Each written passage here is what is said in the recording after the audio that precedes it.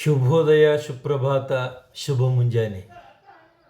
ಪ್ರೀತಿಯ ವಿದ್ಯಾರ್ಥಿಗಳೇ, ತಮ್ಮೆಲ್ಲರಿಗೂ ಆತ್ಮೀಯ ಆದರದ ಸ್ವಾಗತ. ನಾನು ಚಂದ್ರಶೇಖರ, ನಿಮ್ಮ ಮನೆ ಮೇಷ್ಟ್ರು. ಇವತ್ತು 9ನೇ ತರಗತಿ ವಿದ್ಯಾರ್ಥಿಗಳಿಗಾಗಿ ನಾನು ಒಂದು ಪ್ರಶ್ನೆ ಪತ್ರಿಕೆ ಹೊರಗೆ ತರ್ತಾ ಇದ್ದೇನೆ. ಇದು ಕನ್ನಡ ಪ್ರಶ್ನೆ ಪತ್ರಿಕೆ, ಫಸ್ಟ್ ಲ್ಯಾಂಗ್ವೇಜ್ ಓದ್ತಕ್ಕಂಥ ವಿದ್ಯಾರ್ಥಿಗಳಿಗಿರ್ತಕ್ಕಂಥದ್ದು. ಇದು ಸಂಕಲನಾತ್ಮಕ ಮೌಲ್ಯಮಾಪನ ಕುರಿತಾಗಿರ್ತಕ್ಕಂಥದ್ದು. SA1 ಅಂತ ಹೇಳ್ತೇವಲ್ಲ ಅದು, ಅಥವಾ ಅರ್ಧವಾರ್ಷಿಕ ಅಂತ ಕೂಡ ನಾವು ಹೇಳಬಹುದಾಗಿದೆ. ಇದು ನೋಡಿ, ಸೆಪ್ಟೆಂಬರ್ ತಿಂಗಳಲ್ಲಿ ಸಾಮಾನ್ಯವಾಗಿ ಆಯೋಜಿಸಲಾಗತಕ್ಕಂತಹ ಪ್ರಶ್ನೆ ಪತ್ರಿಕೆ. ಇದು ಗರಿಷ್ಠ ನಾವು 100 ಅಂಕಗಳಿಗೆ ಮಾಡಿರ್ತಕ್ಕಂಥ ಪ್ರಶ್ನೆ ಪತ್ರಿಕೆಯಾಗಿದೆ. ಇದರ ಒಟ್ಟ ಅವಧಿ 3 ಗಂಟೆ 15 ನಿಮಿಷಗಳವರೆಗೆ ಇರುತ್ತದೆ. ಈ ಪ್ರಶ್ನೆ ಪತ್ರಿಕೆ ಹಾಗೆ ನೋಡಿದರೆ ನನ್ನ ಸ್ನೇಹಿತರೊಬ್ಬರು ಕಳಿಸಿಕೊಟ್ಟಿದ್ದಾರೆ. ನಾನು ತಮ್ಮೆಲ್ಲರಿಗೂ ಉಪಯೋಗ ಆಗಲಿ ಅಂತಕ್ಕಂತಹ ಉದ್ದೇಶದಿಂದ ಇದನ್ನು ಇಲ್ಲಿ ಬಿಡುಗಡೆ ಮಾಡ್ತಾ ಇದ್ದೇನೆ. ವಿದ್ಯಾರ್ಥಿಗಳೇ, ದಯವಿಟ್ಟು ತಾವು ಇದರ ಸದುಪಯೋಗ ಪಡೆಯಬೇಕು. ಒಂದು ವೇಳೆ ತಾವು ನನ್ನ ಈ ಒಂದು ಪ್ರಶ್ನೆ ಪತ್ರಿಕೆಯನ್ನು ಇಷ್ಟಪಟ್ಟರೆ ದಯವಿಟ್ಟು ಶೇರ್ ಮಾಡಿ, ಅದನ್ನು ಲೈಕ್ ಮಾಡಿ, ಹಾಗೂ ತಪ್ಪದೇ ನನ್ನ ಚಾನಲ್ನ ಸಬ್ಸ್ಕ್ರೈಬ್ ಮಾಡಬೇಕು ಅಂತ ಹೇಳ್ತಾ ನಾನು ನೇರವಾಗಿ ಈಗ ಪ್ರಶ್ನೆ ಪತ್ರಿಕೆಗೆ ಬರ್ತಾ ಇದ್ದೇನೆ. ನೋಡಿ ವಿದ್ಯಾರ್ಥಿಗಳೇ, ಪ್ರಶ್ನೆ ಪತ್ರಿಕೆಯಲ್ಲಿ ಆಗಾಗ ನಾನು ನನ್ನ ಸ್ಥಳವನ್ನು ಬದಲಾಯಿಸ್ತಾ ಇರ್ತೇನೆ. ನೋಡಿ, ಇದು ಈ ಕೆಳಗಿನ ಮೊದಲನೇ ಪ್ರಶ್ನೆ.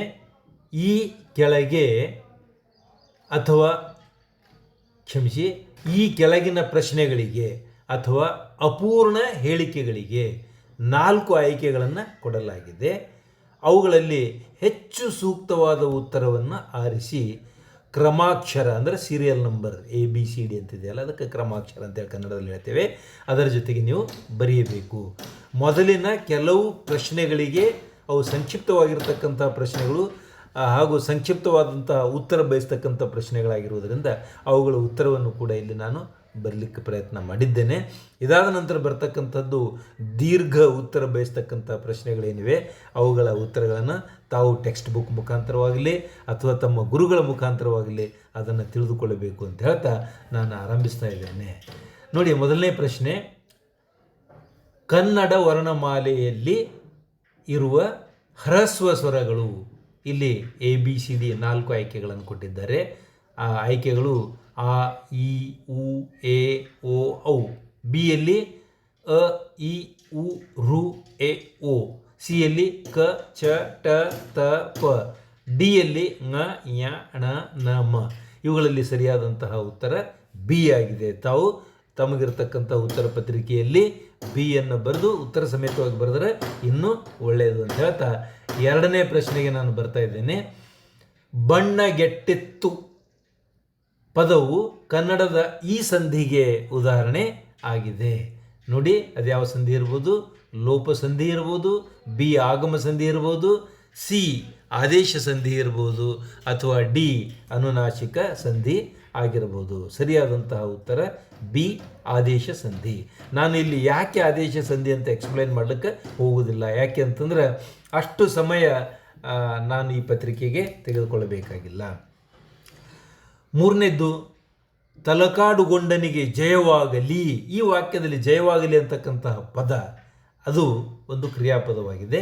ಯಾವ ಕ್ರಿಯಾಪದ ಅಂತಕ್ಕಂಥದ್ದು ನಾವು ಗುರುತಿಸಬೇಕು. ನಿಷೇಧಾರ್ಥಕ, ಬಿ ಸಂಭಾವನಾರ್ಥಕ, ಸಿ ನಕಾರಾತ್ಮಕ, ಡಿ ವಿದ್ಯಾರ್ಥಕ. ಡಿ ವಿದ್ಯಾರ್ಥಕವು ಸರಿಯಾದಂತಹ ಉತ್ತರ ಆಗಿದೆ.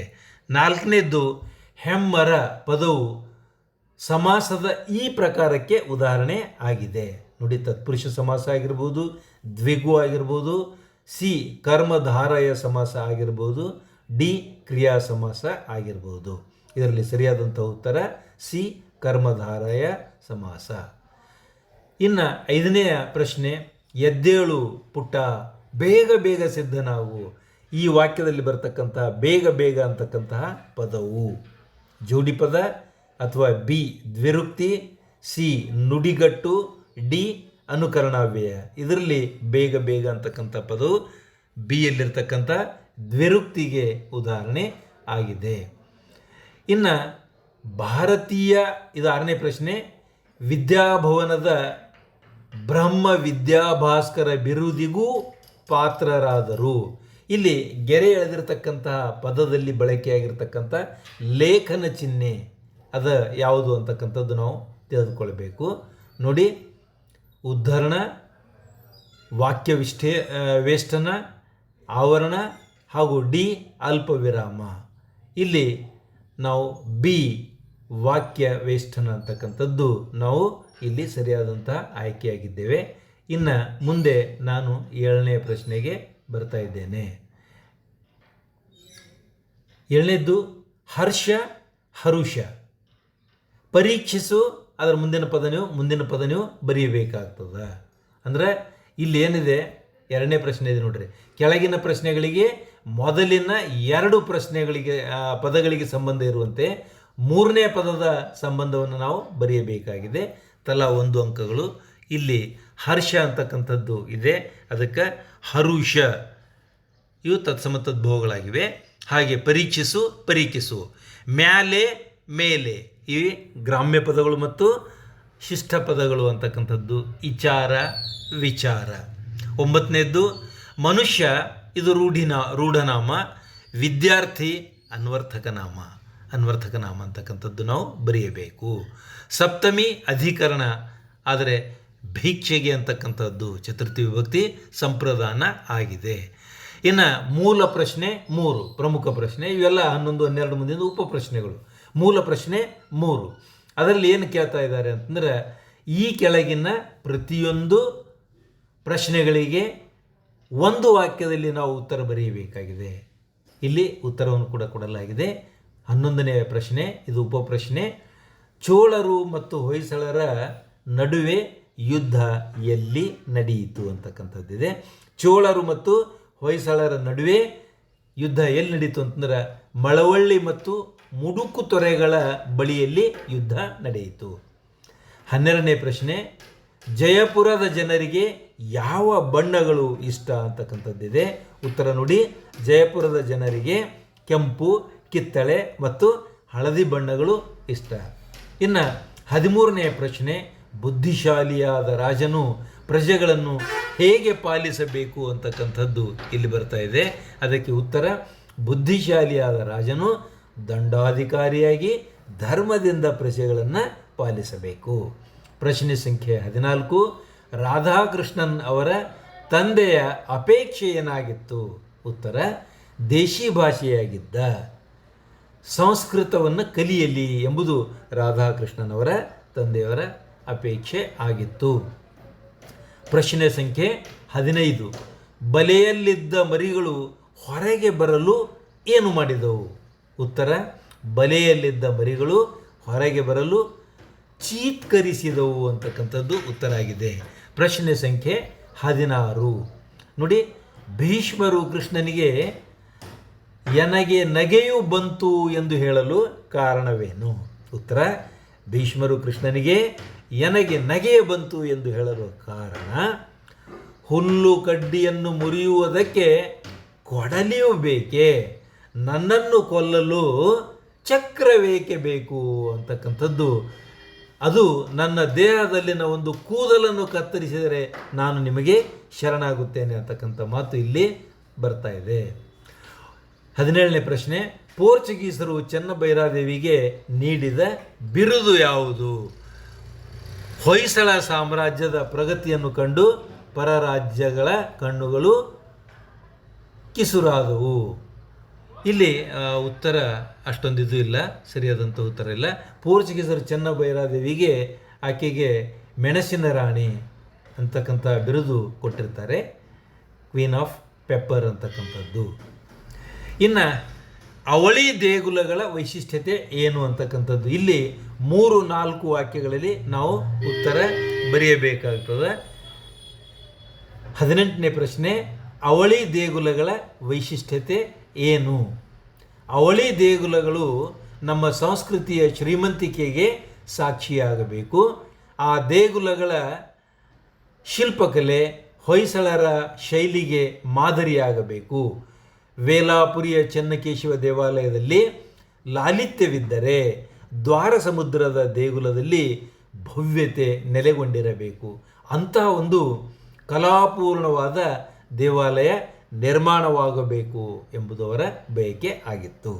ಪ್ರಶ್ನೆ ಸಂಖ್ಯೆ 19, ದೂತನು ಹೇಗಿರಬೇಕು ಅಂತಕ್ಕಂಥದ್ದು. ನಾನು ಮುಂದಿನ ಭಾಗಕ್ಕೆ ಬರ್ತಾ ಇದ್ದೇನೆ. ದೂತ ಹೇಗಿರಬೇಕು ಅಂತಕ್ಕಂಥ ಆ ಪ್ರಶ್ನೆಗೆ ಭಾಳ ಸೊಗಸಾದಂತಹ ಉತ್ತರ ಇದೆ. ನಮ್ಮ ದೇಶದಲ್ಲಿ ಹುಟ್ಟಿ ಬೆಳೆದ ವಿದ್ವಾಂಸನನ್ನು ದೂತನನ್ನಾಗಿ ನೇಮಿಸಿಕೊಳ್ಳಬೇಕು. ದೂತನು ಕಾರ್ಯಸಮರ್ಥನು, ಪ್ರತಿಭಾಶಾಲಿಯೂ ಆಗಿರಬೇಕು. ಹೇಳಿ ಕಳಿಸಿದ ಸಂದೇಶವನ್ನಷ್ಟೇ ತಿಳಿಸುವ ಸತ್ಯವಂತನಾಗಿರಬೇಕು. ವ್ಯಕ್ತಿ ವಸ್ತುಗಳ ಮೌಲ್ಯವನ್ನು, ಯೋಗ್ಯತೆಯನ್ನು ಸರಿಯಾಗಿ ಗುರುತಿಸ್ತಕ್ಕಂಥ ನಿಷ್ಣಾತನಾಗಿರಬೇಕು ಅವನು. ಮುಂದಿನ ಪ್ರಶ್ನೆ ಇಲ್ಲಿ ನಾವು ನೋಡ್ತಾ ಇದ್ದೇವೆ ನೋಡಿ. ಸ್ಟಾಲಿನ್ ಅವರು ರಾಧಾಕೃಷ್ಣನವರ ಬೀಳ್ಕೊಡುಗೆಗೆ ಸಮಾರಂಭದಲ್ಲಿ ಏನು ಹೇಳಿದರು ಅಂತಕ್ಕಂಥದ್ದು ನಾವು ನೋಡಬೇಕಾಗಿದೆ. ನೋಡಿ, ಸ್ಟಾಲಿನ್ ಅವರು ರಾಧಾಕೃಷ್ಣನವರ ಬೀಳ್ಕೊಡುಗೆ ಸಮಾರಂಭದಲ್ಲಿ ನೀವೊಬ್ಬರೇ ನನ್ನನ್ನು ಒಬ್ಬ ಮನುಷ್ಯನಂತೆ ಕಂಡು ವರ್ತಿಸಿದವರು, ನೀವು ನನ್ನನ್ನು ಬಿಟ್ಟು ಹೋಗುತ್ತಿರುವಿರಿ, ನನಗೆ ಇದು ದುಃಖ ನೀಡಿದೆ, ನೀವು ಹೆಚ್ಚು ಕಾಲ ಬಾಳಬೇಕೆಂಬುದೇ ನನ್ನ ಆಸೆ, ನಾನು ಹೆಚ್ಚು ಕಾಲ ಬಾಳುವುದಿಲ್ಲ ಎಂದು ಹೇಳ್ತಾರೆ. 21ನೆಯ ಪ್ರಶ್ನೆ ನಾವು ನೋಡಬೇಕಾಗಿದೆ ನೋಡಿ. ಶಿಕ್ಷಣದ ಮಹತ್ವವನ್ನು ಕುರಿತು ರಾಧಾಕೃಷ್ಣನವರು ಏನು ಹೇಳಿದ್ದಾರೆ? ಶಿಕ್ಷಣದ ಮಹತ್ವವನ್ನು ಮನಗಂಡಿದ್ದ ರಾಧಾಕೃಷ್ಣನವರು, ಶಿಕ್ಷಣವು ಜೀವನದ ಅವಿಭಾಜ್ಯ ಅಂಗ, ಅದು ಮಾನವನನ್ನು ಪರಿಪೂರ್ಣತೆ ಹಾಗೂ ಸುಸಂಸ್ಕೃತಿಯತ್ತ ಒಯ್ಯುವ ಸಾಧನ ಮಾರ್ಗವಾಗಿದೆ ಎಂದಿದ್ದಾರೆ. ಕೆನಡಾ ದೇಶದ ರೇಡಿಯೋ ಪ್ರಸಾರ ಭಾಷಣದಲ್ಲಿ ಮಾನವತೆಯೇ ವಿಶ್ವ ಅನುಸರಿಸಬೇಕಾದ ಮಾರ್ಗ ಎಂದು ತಮ್ಮ ನಿಲುವನ್ನು ಅಭಿವ್ಯಕ್ತಪಡಿಸಿದ್ದಾರೆ. ಮುಂದಿನ ಪ್ರಶ್ನೆಗೆ ನಾವು ಬರ್ತಾ ಇದ್ದೇವೆ ನೋಡಿ. ಭೀಷ್ಮರು ಕೃಷ್ಣನನ್ನು ಕೈ ಹಿಡಿದು ಏನೆಂದು ನಿವೇದಿಸಿಕೊಂಡರು? ಉತ್ತರ ಇಲ್ಲಿದೆ. ಭೀಷ್ಮರು ಎರಡೂ ಸೈನ್ಯಗಳ ಬೆರಗಾಗಿ ಕಂಗಾಲಾಗಿರಲು ಭೀಷ್ಮರು ಬೆದರಿ ರಥದಿಂದ ಇಳಿದು ಕೃಷ್ಣನ ಬಳಿಗೆ ಬಂದು, ಪಾಪಿಗಳಿಗೆ ಕಾಡ್ಗಿಚ್ಚಿನಂತಾದವನೇ, ಲಕ್ಷ್ಮೀವರನೇ, ಮುಕುಂದ, ಮುರಾರಿ, ಜಯವು ನಿನ್ನದೇ ಎನ್ನುತ್ತಾ ನಮಸ್ಕರಿಸಿ ಮತ್ತೆ ಎದ್ದು ಕೃಷ್ಣನ ಮೃದುವಾದ ಕೈಯನ್ನು ಹಿಡಿದನು. ಮುಂದಿನ ಪ್ರಶ್ನೆ ನಾವು ನೋಡಬೇಕಾಗಿದೆ. ಕವಿಯು ಎಂತಹ ಹಾಡನ್ನು ಹಾಡಿದಾಗ ವೀರಧ್ವನಿ ಏರಬೇಕು ಎಂಬುದು ಬಯಸುತ್ತಾರೆ? ನವ ಭಾವ, ನವ ಜೀವನ, ನವ ಶಕ್ತಿ ತುಂಬಿಸುವ ಹಾಡನ್ನು ಹಾಡಬೇಕು. ತೀವ್ರತರವಾದ ಗಂಭೀರವಾದ ಭಾವನೆಗಳನ್ನು ಹೊಮ್ಮಿಸುವ, ಅದರ ಅಲೆ ಎಲ್ಲ ಕಡೆ ಹರಡುವಂತಹ ಹಾಡು ಅದು ಆಗಿರಬೇಕು. ಹಾಡು ಬದುಕಿನ ಗತಿಯಲ್ಲಿ ಹೊಸ ಪ್ರಗತಿಪರ ಬದಲಾವಣೆ ತರುವಂತಾಗಿರಬೇಕು. ಹೊಸ ಚೇತನ ತುಂಬಬೇಕು. ಅಂತಹ ಹಾಡನ್ನು ಹಾಡಿದಾಗ ವೀರಧ್ವನಿ ಏರಬೇಕು ಎಂದು ಹೇಳಿದ್ದಾರೆ. ಮುಂದಿನ ಪ್ರಶ್ನೆಯನ್ನು ನಾವು ನೋಡಬೇಕಾಗಿದೆ. ಪುಟ್ಟ ಹಕ್ಕಿ ಯಾರನ್ನು ಸ್ವಾಗತಿಸುತ್ತದೆ? ಇದು 24ನೇ ಪ್ರಶ್ನೆ. ಪುಟ್ಟ ಹಕ್ಕಿ ಯಾರನ್ನು ಸ್ವಾಗತಿಸುತ್ತದೆ? ಜಗದ ಜನರ ಬಗೆಗೆ ಪುಟ್ಟ ಹಕ್ಕಿಯ ಮಾತು ಏನು? ಇಲ್ಲಿ 2 ಪ್ರಶ್ನೆಗಳಿದ್ದಂಗೆ ಅನಿಸ್ತದೆ. ಆದರೂ ಕೂಡ 3-4 ವಾಕ್ಯದಲ್ಲಿ ಬರೀಬೇಕಾಗಿರುವ ಕಾರಣಕ್ಕಾಗಿ ಇದು ನಾವು ನೋಡ್ತಾ ಹೋಗೋಣ. ಗೀತೆಯನ್ನು ಹಾಡುತ್ತಾ ಪುಟ್ಟ ಹಕ್ಕಿ ಸೂರ್ಯನನ್ನು ಸ್ವಾಗತಿಸುತ್ತದೆ. ಜಗದಲ್ಲಿ ಮೂಡಿದ ರೆಕ್ಕೆಗಳ ಮುರಿಯುವ ಜಗದಲ್ಲಿ ಮೂಡಿದ ರೆಕ್ಕೆಗಳ ಮುರಿಯುವ ಜನರು ಇರುವರು ಎಂದು ಪುಟ್ಟ ಹಕ್ಕಿಯು ಆತಂಕ ವ್ಯಕ್ತಪಡಿಸುವುದನ್ನು ನಾವು ಇಲ್ಲಿ ಕಾಣ್ತಾ ಇದ್ದೇವೆ. ಮುಂದಿನ ಪ್ರಶ್ನೆ 25ನೆಯ ಪ್ರಶ್ನೆ ಇದೆ. ಶಬಲೆ ಹೇಳಿದಂತೆ ಪೋರ್ಚುಗೀಸರು ಯಾವ ಕಾರಣಗಳಿಂದ ಯುದ್ಧಕ್ಕೆ ಸಿದ್ಧರಾಗಿದ್ದರು? ಉತ್ತರ ನೋಡಿ. ಶಬಲೆ ಹೇಳಿದಂತೆ ಪೋರ್ಚುಗೀಸರು ಯುದ್ಧಕ್ಕೆ ಸಿದ್ಧರಾಗಿರುವುದು 2 ಉದ್ದೇಶಕ್ಕೆ. ಒಂದು, ನಮಗೆ ಸಹಾಯ ಮಾಡಿ ತಪ್ಪಿಗೆ ರೋಜಾರಿಯೋನನ್ನು ಪೋರ್ಚುಗಲ್ಲಿಗೆ ಒಯ್ದು ದಂಡನೆ ನೀಡಲು ಇನ್ನೊಂದು ಚೆನ್ನಭೈರಾದೇವಿಯವರು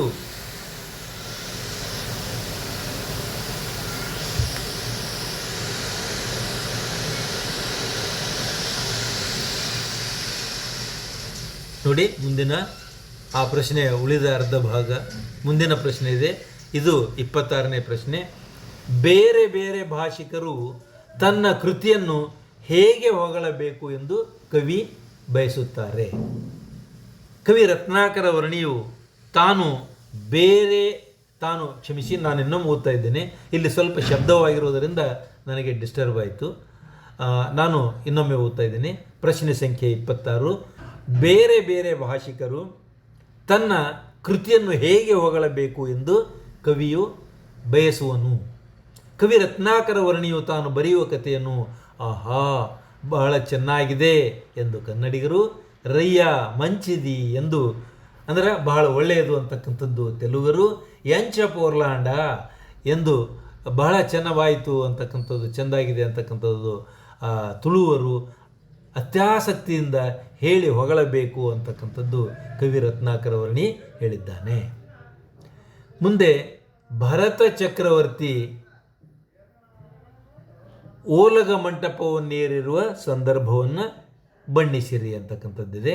ಭರತ ಚಕ್ರವರ್ತಿಯು ನವರತ್ನ ಹಾಗೂ ಚಿನ್ನದಿಂದ ನಿರ್ಮಿತವಾದ ಆಸ್ಥಾನದಲ್ಲಿ ಸ್ವರ್ಗಲೋಕದಲ್ಲಿ ದೇವೇಂದ್ರನು ರತ್ನ ಪುಷ್ಪಕದಲ್ಲಿ ಶೋಭಿಸುವಂತೆ ಕಾಂತಿಯಿಂದ ಶೋಭಿಸುತ್ತಿರುವನು. ಅಲ್ಲದೆ ಚಾಮರಗಳ ಸಾಲಿನಲ್ಲಿ ಭರತ ಚಕ್ರವರ್ತಿಯು ಆಗಸದಲ್ಲಿ ತೇಲುವ ಮೋಡಗಳ ಹಿಂದೆ ಆಗಾಗ ತೋರಿ ಬರುವ ಚಂದ್ರನೋ ಸೂರ್ಯನೋ ಎಂಬಂತೆ ಕಂಗೊಳಿಸಿದನು. ಇನ್ನು ಮುಂದಿನ ಪ್ರಶ್ನೆಗೆ ನಾನು ಬರ್ತಾ ಇದ್ದೇನೆ. ಈ ಕೆಳಗಿನ ಪ್ರಶ್ನೆ ಏನಂತಂದ್ರೆ ಕವಿ ಅಥವಾ ಸಾಹಿತಿಗಳು ಇಲ್ಲಿ ಅವರ ಕಾಲ, ಸ್ಥಳ, ಕೃತಿ ಮತ್ತು ಪ್ರಶಸ್ತಿ ಅಥವಾ ಬಿರುದು ಇವುಗಳನ್ನು ಕುರಿತು ವಾಕ್ಯ ರೂಪದಲ್ಲಿ ಬರೆಯಿರಿ. ಕೆಲವೊಂದು ವಿದ್ಯಾರ್ಥಿಗಳು ಏನು ಮಾಡ್ತಾರೆ, ಕವಿ ಹೆಸರು ಶಿವರಾಮ ಕಾರಂತ ಉದಾಹರಣೆಗೆ ಇಲ್ಲಿ ಕೊಟ್ಟಿದ್ದಾರಲ್ಲ, ಅವ್ರದ್ದು ಬರೆದು ಅದನ್ನು ಪಾಯಿಂಟ್ ಹಾಕಿ ಬರೀತಾರೆ. ನಂಬರ್ 1 ಇದು ಅವ್ರದ್ದು ಹುಟ್ಟಿರ್ತಕ್ಕಂಥ ಇಸ್ವಿ, ನಂಬರ್ 2 ಅವ್ರು ಹುಟ್ಟಿರ್ತಕ್ಕಂಥ ಜಿಲ್ಲೆ ಅಥವಾ ಸ್ಥಳ, ನಂಬರ್ 3 ಹಿಂಗೆ ಬರಿತಾ ಹೋಗ್ತಾರೆ. ಹಾಗಲ್ಲ, ವಾಕ್ಯ ರೂಪದಲ್ಲಿ ಬರೆಯಬೇಕು. ಇದು ಭಾಳ ಜನರು ತಪ್ಪು ಮಾಡ್ತಾರೆ. ನೋಡಿ ಇಲ್ಲಿ ಉದಾಹರಣೆ ಇದೆ ಶಿವರಾಮ್ ಕಾರಂತರ ಕುರಿತಾದಂಥ ಈ ಪ್ರಶ್ನೆಗೆ. ಶಿವರಾಮ್ ಕಾರಂತರು 1902ರಲ್ಲಿ ಉಡುಪಿ ಜಿಲ್ಲೆಯ ಕೋಟದಲ್ಲಿ ಜನಿಸಿದರು. ಸಾಹಿತ್ಯದ ಹಲವು ಪ್ರಕಾರಗಳಲ್ಲಿ ಕೃತಿಗಳನ್ನು ರಚನೆಯವರು ಮಾಡಿದ್ದಾರೆ. ಚೋಮನದುಡಿ, ಮರಳಿ ಮಣ್ಣಿಗೆ, ಬೆಟ್ಟದ ಜೀವ, ಅಳಿದ ಮೇಲೆ, ಹಸಿವು, ಹಾವು, ಮುಖಜ್ಜಿ ಕನಸುಗಳು ಇಂಥ ಅನೇಕ ಕೃತಿಗಳನ್ನು ರಚನೆ ಮಾಡಿದ್ದಾರೆ. ಇವರ ಈ ಸಾಹಿತ್ಯ ಸಾಧನೆಗೆ ಜ್ಞಾನಪೀಠ ಪ್ರಶಸ್ತಿ, ಕೇಂದ್ರ ಸಾಹಿತ್ಯ ಅಕಾಡೆಮಿ ಪ್ರಶಸ್ತಿ ಕೂಡ ಲಭ್ಯವಾಗಿದೆ. ಎರಡನೇದ್ದೇನಪ್ಪ ಅಂತಂದ್ರೆ 29ನೇ ಪ್ರಶ್ನೆಯಾಗಿ ಕಯ್ಯಾರ ಕಿಂಜಣ್ಣ ರೈ.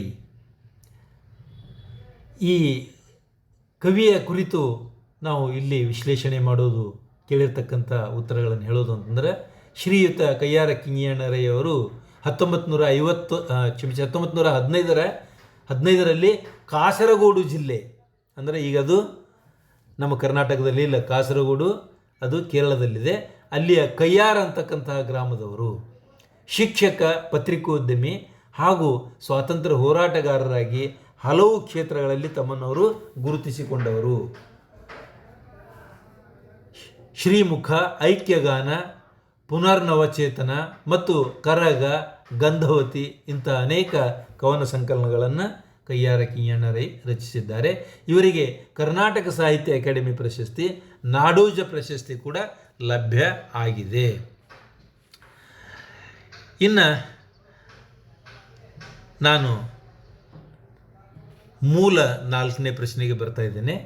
ಇದು ಏನಂತಂದ್ರೆ ಛಂದಶಾಸ್ತ್ರಕ್ಕೆ ಸಂಬಂಧಪಟ್ಟಂಥ ಪ್ರಶ್ನೆ. ಈ ಕೆಳಗೆ ಒಂದು ಪದ್ಯ ಕೊಟ್ಟಿದ್ದಾರೆ, ಅದಕ್ಕೆ ಪ್ರಸ್ತಾರ ಹಾಕಬೇಕು ಅಂದರೆ ಗುರು ಲಘುಗಳನ್ನು ಹಾಕಿ ಗಣಗಳನ್ನು ವಿಭಾಗಿಸಿ ಯಾವ ಛಂದಸ್ಸಿಗೆ ಸಂಬಂಧಪಟ್ಟಿದೆ ಅಂತಕ್ಕಂಥದ್ದು ಹೇಳಬೇಕು. ಪ್ರಶ್ನೆ ರೂಪದಲ್ಲಿ ಕಾವೇರಿಯಿಂದ ಮಾ ಗೋದಾವರಿ ವರಂ ಇರ್ದನ್ನಾಡದ ಕನ್ನಡದೋಳ್ ಅಂತಕ್ಕಂಥದ್ದು 2 ಸಾಲು ಕೊಟ್ಟಿದ್ದಾರೆ. ಇದು ಕಂದ ಪದ್ಯವಾಗಿದೆ.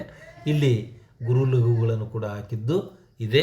ಪ್ರಸ್ತಾರ ಹಾಕಲಾಗಿದೆ ಮತ್ತು ಖಂಡಗಳನ್ನು ಹಾಕಲಾಗಿದೆ. ಇದು ಅಂಕಗಣ 4 4 4 3 ಗಣಗಳು. ಅದೇ ಪ್ರಕಾರವಾಗಿ 4 4 4ರಂತೆ 5 ಗಣಗಳು ಎರಡನೇ ಸಾಲಿನಲ್ಲಿ. ಒಟ್ಟು 4 ಸಾಲಿನ ಪದ್ಯ ಇರ್ತದೆ. ನಿಮಗೆ ಉದಾಹರಣೆಗಾಗಿ ಇಲ್ಲಿ ಕೊಡಲಾಗಿದೆ. ಇನ್ನು ಮುಂದಿನ ಪ್ರಶ್ನೆಗೆ ನಾನು ಬರ್ತಾ ಇದ್ದೇನೆ. ಏನಂತಂದರೆ ಈ ಪ್ರಶ್ನೆ ತಲಾ 3 ಅಂಕಗಳು ಹೊಂದಿರತಕ್ಕಂಥ ಪ್ರಶ್ನೆ ಇದಾಗಿದೆ. ಕೆಳಗಿನ ಅಲಂಕಾರವನ್ನು ನೀವು ಹೆಸರಿಸಬೇಕಾಗಿದೆ. ಸೀತೆಯ ಅಲಂಕಾರ ಹೆಸರಿಸೋದು ಮಾತ್ರ ಅಲ್ಲ, ಅದರ ಲಕ್ಷಣವನ್ನು ಬರೀಬೇಕು ಮತ್ತು ಸಮನ್ವಯಗೊಳಿಸಬೇಕು ಅಂತಕ್ಕಂಥದ್ದು. ಸೀತೆಯ ಮುಖ ಕಮಲ ಅರಳಿತು. ಭಾಳ ಸುಲಭವಾಗಿದೆ. ಸೀತೆಯ ಮುಖ ಕಮಲ ಅರಳಿತು. ಇಲ್ಲಿ ನಿಮ್ಗೆ ಗೊತ್ತಾಗ್ಬಿಡುತ್ತೆ ರೂಪಕಲಂಕಾರ ಅಂತೇಳಿ. ಯಾಕೆ ಅಂತಂದ್ರೆ ಉಪಮಾಲಂಕಾರ ರೂಪಕಲಂಕಾರದಲ್ಲಿ ಹೆಚ್ಚು ಕಡಿಮೆ ಒಂದೇ ಇದ್ದರೂ ಸಾಮ್ಯತೆ ಇದ್ದರೂ ಕೂಡ ಅಲ್ಲಿ ಅಂತೆ ಓಲ್ ಅಂತಕ್ಕಂಥದ್ದು ಹೋಲಿಕೆ ಕಂಡು ಬಂದರೆ ಇಲ್ಲಿ ಅಭೇದವಾಗಿರ್ತದೆ. ಉಪಮೆ ಮತ್ತು ಉಪಮಾನಗಳ ನಡುವೆ ಅಭೇದ ಕಲ್ಪನೆ ಇರ್ತದೆ. ಇದು ಅದರ ಲಕ್ಷಣ. ಉಪಮೆ ಸೀತೆಯ ಮುಖ, ಉಪಮಾನ ಕಮಲ. ಸಮನ್ವಯತೆ ಏನಂತಂದ್ರೆ ಇಲ್ಲಿ ಉಪಮೇಯವಾದ ಸೀತೆಯ ಮುಖ ಮತ್ತು ಉಪಮಾನವಾದ ಕಮಲ ಇವುಗಳ ನಡುವೆ ಅಭೇದ ಅಂದರೆ ಭೇದಿಸಲಾರದಂಥ ಕಲ್ಪನೆ ಇದೆ. ಅಂದರೆ ಎರಡೂ ಒಂದೇ ಅಂತಕ್ಕಂಥದ್ದು ಇದೆ. ನಿಮ್ಮ ಗುರುಗಳಿಂದ ದಯವಿಟ್ಟು ಇನ್ನಷ್ಟು ಈ ಛಂದಶಾಸ್ತ್ರ ಕುರಿತು ತಾವು ಅಧ್ಯಯನ ಮಾಡಿದರೆ ಸೂಕ್ತ ಅಂತೇಳಿ ನಾನು ಹೇಳ್ತಾ ಮುಂದಿನ ಪ್ರಶ್ನೆಗೆ ಬರ್ತಾ ಇದ್ದೇನೆ. ನೋಡಿ ಇಲ್ಲೇನಿದೆ ಅಂತಂದರೆ ಕೆಳಗಿನ ಗಾದೆಗಳಲ್ಲಿ ಯಾವುದಾದ್ರೂ ಒಂದನ್ನು ಕುರಿತು ಮಾತ್ರ ನೀವು ಬರೆಯಬೇಕು. ದೂರದ ಬೆಟ್ಟ ಕಣ್ಣಿಗೆ ನುಣ್ಣಗೆ, ಬೆಳ್ಳಗಿರುವುದೆಲ್ಲ ಹಾಲಲ್ಲ. ಇದು ಭಾಳ ಸುಲಭವಾಗಿರ್ತಕ್ಕಂಥದ್ದು. ನೀವು ಕೇಳಿ ತಿಳ್ಕೊಂಡಿರ್ತೀರಿ ಅಂತ ತಿಳ್ಕೊತೇನೆ. ನಿಮ್ಮ ಗುರುಗಳ ಕಡೆಯಿಂದ ಕೇಳಿ ತಿಳ್ಕೊಳ್ರಿ. ಇನ್ನು ನಾನು ಈ ಮುಂದಿನ ಪ್ರಶ್ನೆಗಳಿಗೆ ಉತ್ತರಗಳ ಬರೀತಕ್ಕಂಥ ಪ್ರಯತ್ನ ಮಾಡಿಲ್ಲ. ಯಾಕಂದರೆ ದೀರ್ಘವಾದಂಥ ಪ್ರಶ್ನೆ ಪತ್ರಿಕೆ ಆಗ್ತದೆ. ಇದು ಪ್ರಶ್ನೆ ಉತ್ತರ ಪತ್ರಿಕೆ ಅಂತ ತಿಳ್ಕೊಂಡು ನೀವು ಅಧ್ಯಯನ ಮಾಡಲಿ ಮತ್ತು ನೀವು ಟೆಕ್ಸ್ಟ್ ಬುಕ್ ಓದಬೇಕು ಹೆಚ್ಚು. ನಾನು ನನ್ನ ವಿಡಿಯೋ ನೋಡ್ರಿ ಅಂತ ನಾನು ಹೇಳೋಂಗಿಲ್ಲ. ನೋಡ್ರಿ, ಇದು ವಿಡಿಯೋ ಕೇವಲ ನಿಮಗೆ ದಾರಿದೀಪ ಆಗ್ತದೆ ಅಷ್ಟೇ. ಆದರೆ ಪರ್ಮನೆಂಟಾಗಿ ದಯವಿಟ್ಟು ನಿಮ್ಮ ಟೆಕ್ಸ್ಟ್ ಬುಕ್ ಓದಿ ಮತ್ತು ನಿಮ್ಮ ಗುರುಗಳ ಜೊತೆಗೆ ಸಂವಾದ ಮಾಡಿ. ನಿಮ್ಮ ಗುರುಗಳು ನಿಮಗೆ ಸರಿಯಾದಂಥ ಮಾರ್ಗದರ್ಶನ ನೀಡ್ತಾರೆ. ಯಾಕೆ ಅಂತಂದರೆ ನಾನು ನೇರವಾಗಿ ನಿಮಗೆ ಲಭ್ಯ ಆಗುವುದಿಲ್ಲ. ಆದರೂ ಕೂಡ ತಾವು ದಯವಿಟ್ಟು ಕಮೆಂಟ್ನಲ್ಲಿ ಏನಾದರೂ ನೀವು ನಿಮಗೆ ತೋಚಿದ್ದನ್ನು ಹೇಳಿದ್ರೆ ಅದಕ್ಕೆ ನನಗೆ ತಿಳಿದಂತಹ ಯೋಗ್ಯವಾದ ಉತ್ತರವನ್ನು ಕೊಡಲಿಕ್ಕೆ ನಾನು ಪ್ರಯತ್ನ ಮಾಡ್ತೀನಿ. ಈಗ ಸಂದರ್ಭದೊಡನೆ ಸ್ವಾರಸ್ಯ ವಿವರಿಸಬೇಕು. ಸಂದರ್ಭ ಅಂತಂದಾಗ ಅಲ್ಲಿ ನೀವು ಮೊದಲು ಆಯ್ಕೆಯನ್ನು ಬರೀಬೇಕು, ಸಂದರ್ಭ ಬರೀಬೇಕು, ಸ್ವಾರಸ್ಯ. ಆಯ್ಕೆ ಅಂತಂದರೆ ಯಾವ ಪಾಠದಲ್ಲಿದೆ, ಯಾರು ಹೇಳಿದ್ದಾರೆ, ಯಾರಿಗೆ ಹೇಳಿದ್ದಾರೆ ಅಂತಕ್ಕಂಥದ್ದು. ಸಂದರ್ಭ ಅಂತಂದ್ರೆ ಯಾವ ಸಂದರ್ಭದಲ್ಲಿ ಯಾವ ಕಾರಣಕ್ಕಾಗಿ ಹೇಳಿದ್ದಾರೆ ಅಂತಕ್ಕಂಥದ್ದು. ಸ್ವಾರಸ್ಯ ಅಂದರೆ ನಿಮ್ಗೆ ಕೊಟ್ಟಿರ್ತಕ್ಕಂಥ ವಾಕ್ಯದ ಅರ್ಥ, ಸ್ವಾರಸ್ಯ, ಅದನ್ನು ಕುರಿತಾದಂಥ ಸ್ವಲ್ಪ ವಿಶ್ಲೇಷಣೆ. ಈಗ 9ನೇ ಪ್ರಶ್ನೆ ಪ್ರಮುಖ ಪ್ರಶ್ನೆ ಇದಾಗಿದ್ದರೆ ಉಪಪ್ರಶ್ನೆ 33. ಪ್ರಾಚೀನ ಗುಡಿ ಗೋಪುರಗಳು ಗೂಬೆಯ ಮನೆಗಳಾಗಿದ್ದವು. 34ನೇ ಪ್ರಶ್ನೆ 1000 ಮೂರ್ಖರಿಗಿಂತ ಒಬ್ಬ ಪಂಡಿತ ಲೇಸು. 35ನೇದು ಆರ್ಥಿಕ ಪರಿಸ್ಥಿತಿ ತಮ್ಮ ಸಾಧನೆಯಲ್ಲಿ ನಿವಾರಿಸಲಾಗದ ತೊಡಕು ಎಂದು ಭಾವಿಸಲಿಲ್ಲ. ಒಳಗೆ ಬಂದಿತು ಬಳಿಗೆ ಬಿಕ್ಕಿ ಬಿಕ್ಕಿ ಅಂತಕ್ಕಂಥದ್ದು. 37ನೇ ಪ್ರಶ್ನೆ ಉಭಯ ಪಕ್ಷದಲ್ಲಿ ನಿಮಗೆ ಭೇದವೇ. 38ನೇ ಪ್ರಶ್ನೆ ಬಲಿಯ ನಿತ್ತೊಡೆ ಮುನಿವೆಮ್ ಅಂತಕ್ಕಂಥದ್ದು ಕೂಡ ಇಲ್ಲಿ ನಿಮಗೆ ನೋಡಲಿಕ್ಕೆ ಸಿಗ್ತಾ ಇದೆ. ಇನ್ನು ಮುಂದಿನ ಪ್ರಶ್ನೆ ಅಂತಂದರೆ ಇಲ್ಲಿ ಪದ್ಯ ಭಾಗ ನೀವು ಪೂರ್ಣಗೊಳಿಸಬೇಕು. ಇಲ್ಲಿ 39ನೇ ಪ್ರಶ್ನೆ ಇದೆ. ಆಯ್ಕೆಗಳು ಕೂಡ ಇವೆ. ಇದನ್ನು ತಾವು ನೋಡಬೇಕು. ತಮ್ಮ ಪಠ್ಯಪುಸ್ತಕದಲ್ಲಿರ್ತಕ್ಕಂಥದ್ದು ಅದನ್ನು ಕಂಠಸ್ಥ ಮಾಡಬೇಕು ಅಂತ ಹೇಳ್ತಾ 11ನೇ ಪ್ರಶ್ನೆಗೆ ನಾನು ಬರ್ತಾ ಇದ್ದೇನೆ. ಈ ಪ್ರಶ್ನೆಯಲ್ಲಿ ಏನು ಹೇಳ್ತದೆ ಅಂತಂದರೆ ಒಂದು ಪದ್ಯ ಭಾಗವನ್ನು ಕೊಟ್ಟಿದ್ದಾರೆ, ಕಂದ ಪದ್ಯ ಇದೆ. ಅದನ್ನು ಓದಬೇಕು, ಅರ್ಥ ಮಾಡಿಕೊಳ್ಳಬೇಕು. ಅದರೊಳಗೆ ಅಡಕವಾಗಿರ್ತಕ್ಕಂತಹ ಮೌಲ್ಯ, ವ್ಯಾಲ್ಯೂ ಅಂತಂತೇವಲ್ಲ, ಅದನ್ನು ಆಧರಿಸಿ ಅದರ ಭಾವ ಅಥವಾ ಸಾರಾಂಶ ನೀವು ಬರೆಯಬೇಕು. ಇದು 40ನೆಯ ಪ್ರಶ್ನೆ ಆಗಿದೆ. ಜಯ ಜನನಿ ಶಿರ ವ್ಯಕ್ತಿ ವೀರ ಭರವಸೆಯಿಂದ ಹೊಸ ಹಾಡ ಕೇಳ ನೋಡು. ನಾನು ಈ ಪದ್ಯ ಮಾಡಿದ್ದೇನೆ. ತಾವು ದಯವಿಟ್ಟಲ್ಲಿ ಹೋಗಿ ನೋಡಿದರೆ ಇನ್ನೂ ನಿಮಗೆ ಸ್ಪಷ್ಟವಾಗಿ ಅರ್ಥ ಆಗ್ತದೆ. ಇದು ಮೊದಲು ಮುನ್ನಿಲ್ಲ ಮುಗಿದುದಂದಿನ ಪಾಡು ಹೊಸ ತಿಂದು ಹೊಸ ಹಾಡು ಅಂತಕ್ಕಂಥದ್ದು ಬಹಳ ಅದ್ಭುತವಾಗಿರ್ತಕ್ಕಂಥ ಪದ್ಯವಾಗಿದೆ. ಇನ್ನು ನಾನು ಇದರ ಜೊತೆಗೆ ಮುಂದಿನ ಪ್ರಶ್ನೆಗೆ ಬರ್ತಾ ಇದ್ದೇನೆ. ಇದು 8 ಅಥವಾ 10 ವಾಕ್ಯಗಳಲ್ಲಿ ಉತ್ತರ ಸ್ವಲ್ಪ ದೀರ್ಘವಾಗಿ ಬರೆಯಬೇಕು, ವಿಶ್ಲೇಷಣೆ ಮಾಡಬೇಕು ನೀವು. ಇಲ್ಲಿ ನಿಮಗೆ ಚಾಯ್ಸ್ ಇದೆ. 41ನೇ ಪ್ರಶ್ನೆ, ಚೋಳ ದೊರೆ ಕುಲೋತ್ತುಂಗನು ಹೊಯ್ಸಳ ಸಾಮ್ರಾಜ್ಯದ ಮೇಲೆ ಯುದ್ಧ ಸಾರಲು ಇದ್ದ ಕಾರಣ ಹಾಗೂ ಪರಿಣಾಮಗಳನ್ನು ವಿವರಿಸಿ. ಬನದಮ್ಮನ ಹಳ್ಳಿಯ, ಇದು 2ನೇ ಪ್ರಶ್ನೆ. ಅಂದರೆ 41ರ ಪ್ರಶ್ನೆ 41ನೇದ್ದು, ಅದರಲ್ಲಿ ಆಪ್ಷನ್ 2ನೇದ್ದು ಉಪ ಪ್ರಶ್ನೆ.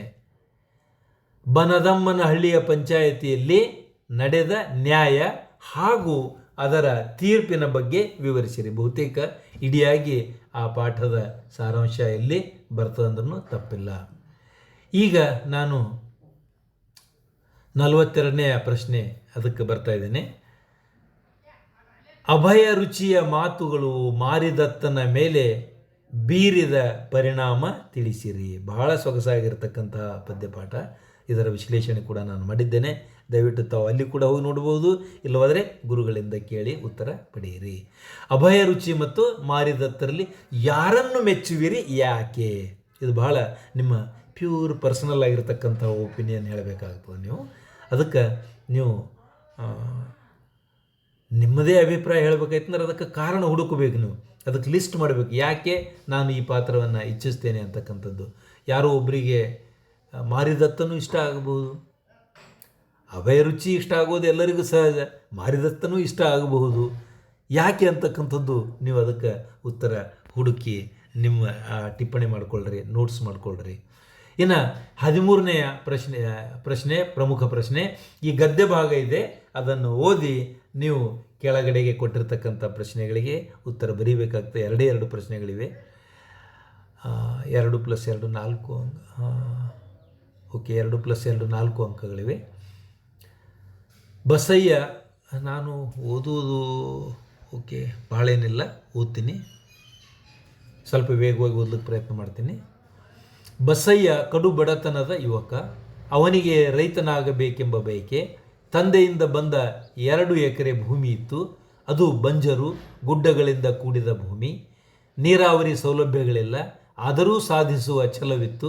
ತನ್ನ ಭೂಮಿಯಲ್ಲಿದ್ದ ಗಿಡಗಂಟಿಗಳನ್ನು ತೆಗೆದ, ಅಲ್ಲಲ್ಲಿ ಇದ್ದ ಸಣ್ಣ ಪುಟ್ಟ ಬಂಡೆಗಲ್ಲುಗಳನ್ನು ಒಡೆಸಿ ಹಾಕಿಸಿದ, ನೇಗಿಲಿನಿಂದ ಉಳುಮೆ ಮಾಡಿದ, ಕೊಟ್ಟಿಗೆ ಗೊಬ್ಬರ ಹಾಕಿ ಭೂಮಿಯನ್ನು ಹದ ಮಾಡಿದ.